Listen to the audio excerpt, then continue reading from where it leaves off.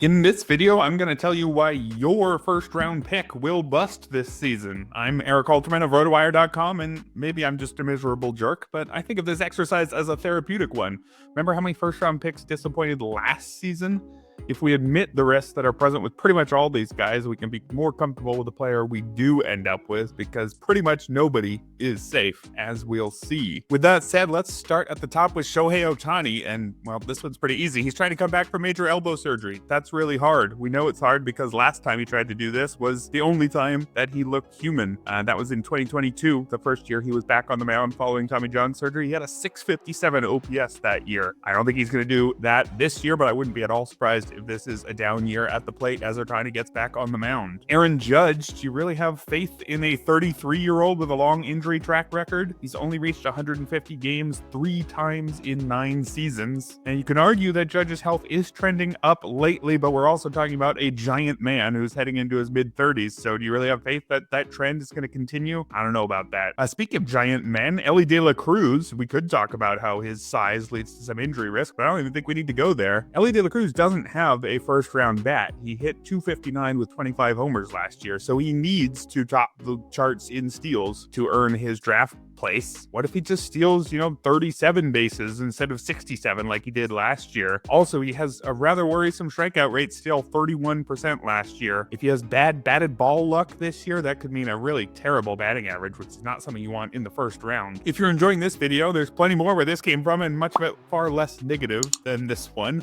Hit the like and subscribe buttons if you want to see more videos from the RotoWire Fantasy Baseball crew, and head on over to rotowire.com/try for free access to the site to check out rankings, articles, tools, and more. No credit card required. Back to the busts. Jose Ramirez. He's been super steady, but age comes for everybody, and now he's 32. He also doesn't hit the ball that hard, just a 45th percentile hard hit rate last year. A well-rounded game means there's a lot of areas that could just take a small to moderate step back as he heads into his mid-30s, and that would make him not a first-round talent anymore. Juan Soto, he is somebody who doesn't really run, so the pressure on his bat is huge, and now he's playing in one of the league's toughest parks to hit in. It's going to be tough to justify his early first-round price at Citi Field, to say nothing of the fact that the first year of a mega contract with the new team is always a minor worry. So some real chance that Juan Soto's merely very good at the plate this year, and that wouldn't be a first-round pick. Kyle Tucker, he missed half of last year with a weird leg injury that turned out to be a shin fracture. It was eventually revealed by the Astros. Maybe that's an injury that he's completely over with and we shouldn't worry about, but he did only attempt 1 steal in 18 games after returning. Now that he's in his contract year, he's got hundreds of $1 million worth of reason to try to stay healthy, which might mean he doesn't run as much. What if he's more of a 30-10 guy this year rather than a 30-30 guy? Not sure that's a lock for the first round. Corbin Carroll, are we forgetting just how terrible his first half was last year? He hit 212 with just 5 homers in 93 games, and yes, he figured out late in the year, but still, we're talking about a player who's had 1 great season and 1 very mixed one. Is that somebody you want to use your first round pick on? Carroll also doesn't really have the power to be a first rounder unless he steals a ton of bases. He had 54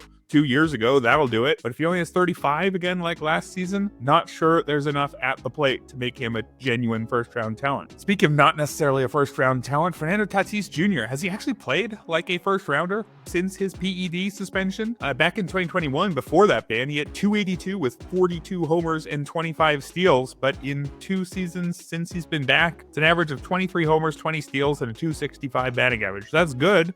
Not sure that's first round. He also has some durability questions. He's topped out at 141 games for his career. So an injury-prone player who hasn't actually necessarily played like a first rounder since his PED suspension. Is that somebody you want to use your first round pick on? I don't know. Up next, Paul Skenes. And well, this is a pretty easy one, right? He's a pitcher and he averages 99 miles per hour with his fastball. We love him while he's here. The most fun pitcher to watch in baseball right now, probably, but guys like this, unfortunately, don't make it long before they need some sort of elbow surgery. I hope it's not this year. I'm not putting that on him, but it could be this year. Is that a risk you want to take with your first round pick? Mookie Betts is a legend, but he's now 32 years old, and he's maybe starting to show it. He was limited to 116 games last year due to a broken wrist, also had his lowest hard hit and barrel rate since 2017. Betts has a long way to fall before he's anything close to even mediocre.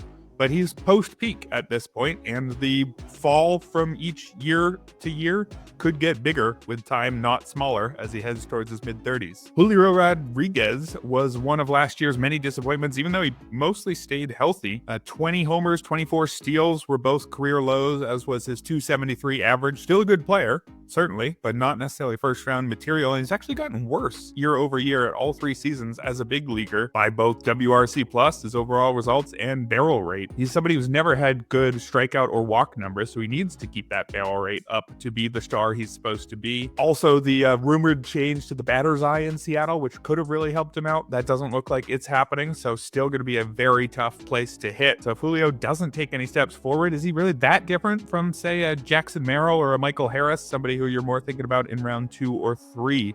I'm not sure he is. He needs to take a step forward to get back on the path we thought he was on. Tarik Skubal, well, we got another pitcher. So that's almost all we need to say. Pitchers get hurt more than hitters. Do you really want to take one in the first round? But Skubal in particular, he's not one with the cleanest health track record. He was limited to 117 innings in 2022 and 80 innings in 2023. It was only one injury. It was elbow surgery that cost him part of both seasons, but that made for a massive jump in innings from 80 2 years ago to 211, including the postseason last year. Little bit worried about what that means for him going forward. And we got Francisco Lindor, who is heading into his 30s, so we should expect every year to be a bit worse than the last. It's basically the same argument as I made for Jose Ramirez earlier in this video. Both of them really good at everything, but that also means there's a whole bunch of areas where if they take a little step back, they may not be a first-round talent anymore. Neither of those guys, Lindor or Ramirez, is necessarily elite at any one skill. So what if they go from being very good across the board to just good across the board?